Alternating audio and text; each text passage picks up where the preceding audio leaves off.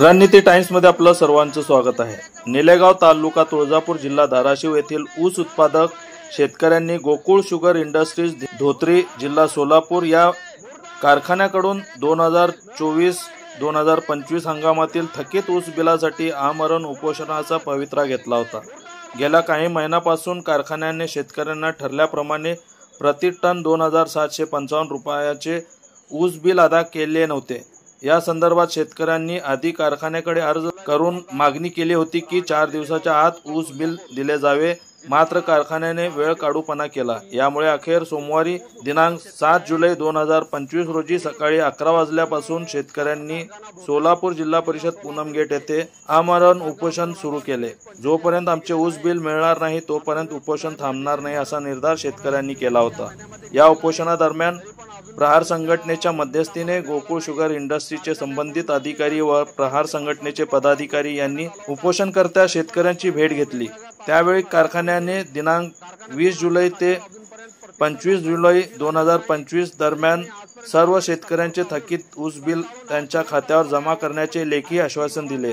त्यामुळे शेतकऱ्यांनी सुरू केलेले उपोषण तात्पुरते स्थगित करण्याचा निर्णय घेतला। प्रहार संघटनेचे जिल्हाध्यक्ष अजित कुलकर्णी यांनी सांगितले की शेतकऱ्यांच्या हक्काचे ऊस बिलासाठी आम्ही कायम लढा देणार आहोत। कारखान्याने दिलेल्या लेखी आश्वासनाची अंमलबजावणी न केल्यास पुन्हा उग्र आंदोलन छेडले जाईल।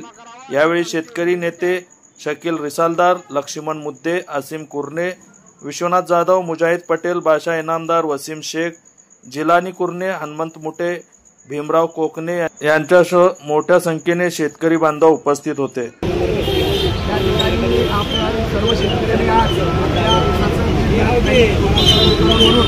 या ठिकाणी आमरण उपोषणाला आपण सर्व शेतकरी बसलेला होता। आत्ताच या ठिकाणी गोकुळ शुगर कार्यकारी संचालकाच्या वतीने एक आपल्याला पत्र आलेलं आहे। तिने एक आपल्याला विनंती केली आहे 20 ते 25 तारखेपर्यंत आम्ही पैसे देऊ। त्यासाठी या ठिकाणी सर्व शेतकऱ्यांनी या ठिकाणी सगळ्या शेतकऱ्यांना सांगण्यात आलं की बाबा हे पत्र आलेलं आहे, आपण काय निर्णय घ्यायचा। त्याचबरोबर हे प्रहार संघटनेचे आमचे मित्र साहेब आलेले आहेत, आपले मोनावरीचे ठाकरे साहेब आलेले आहेत। हे सर्वजण या ठिकाणी शेतकऱ्यांसाठी आपल्या ठिकाणी आलेले आहेत।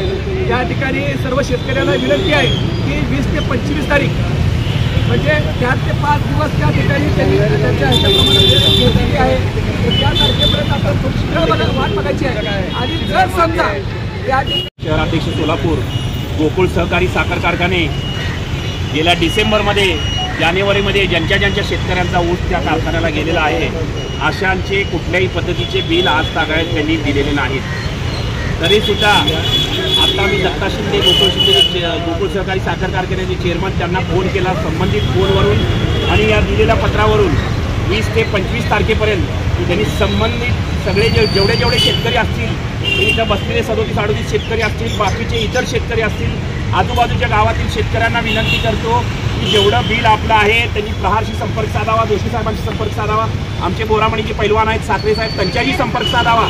आपलं जर बिल 20 ते 25 तारखेपर्यंत नाही मिळालं तर मग तो साखर आयुक्त असू दे किंवा संबंधित गोकुळ सहकारी साखर कारखान्याचे चेअरमन असू दे यांना त्यांच्या खुर्चीवर बसू देणार नाही। हे या माध्यमातून मी प्रहारच्या माध्यमातून आपल्याला शब्द देतो आणि सगळ्या शेतकऱ्यांना मी ग्वाही देतो की 25 तारखेला जर बिल नाही जमा झालं तर संबंधित हे आंदोलन मोठ्या प्रमाणात 26 तारखेला आम्ही पेटवल्याशिवाय राहणार नाही। धन्यवाद।